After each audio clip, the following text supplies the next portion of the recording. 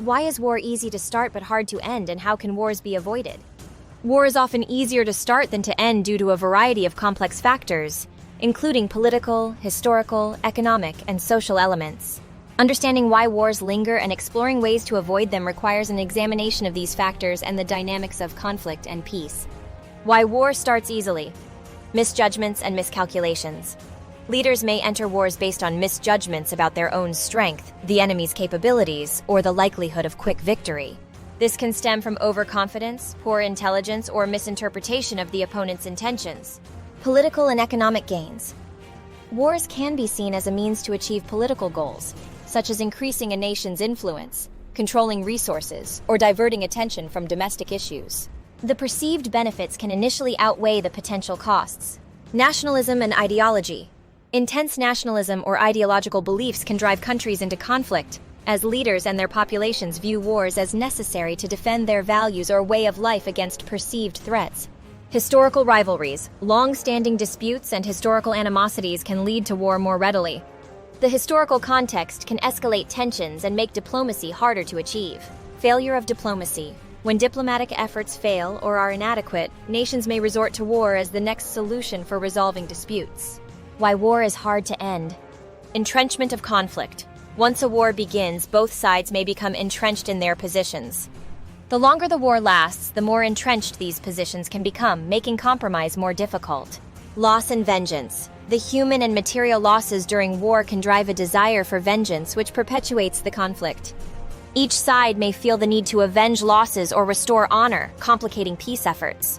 Complexity of war aims. As wars progress, the initial aims can become more complex, involving multiple factions and changing goals. This can make it difficult to define a clear endpoint or conditions for peace. International involvement. External powers may become involved to support their own strategic interests, complicating peace negotiations. These powers might supply resources, weapons, or political support that sustains the conflict. Economic dependency. War economies can develop, where people's livelihoods depend on the continuation of the conflict. Militaries, rebel groups, and even civilians may benefit economically from ongoing war. How to avoid wars. Effective diplomacy. Investing in diplomacy and maintaining open channels of communication between nations can help resolve disputes before they escalate into war. This includes supporting international institutions that promote peace and conflict resolution. Building mutual interests. Encouraging economic interdependence and cultural exchanges can build mutual interests that discourage conflict. Nations that are economically intertwined are less likely to go to war. Promoting democratic governance. Democracies are less likely to go to war with each other. Promoting democratic institutions and governance can reduce the likelihood of conflict.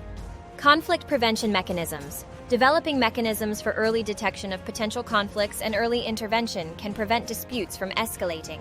This includes monitoring human rights abuses, economic disparities, and political grievances. Education and public awareness. Educating the public about the costs of war and the benefits of peace can create a culture that favors diplomatic solutions. Public opinion can influence leaders' decisions regarding war and peace. International law and norms. Strengthening international law and norms against aggression can deter nations from resorting to war. Effective enforcement of international law is crucial. Neutral mediation, involving neutral mediators in disputes, can help provide objective solutions that are acceptable to all parties. International organizations or respected neutral countries can play this role. Avoiding war requires a multifaceted approach that addresses the underlying causes of conflict while promoting peaceful alternatives. By understanding the complexities of why wars are easy to start but hard to end, nations and international organizations can work more effectively to prevent conflict and promote lasting peace.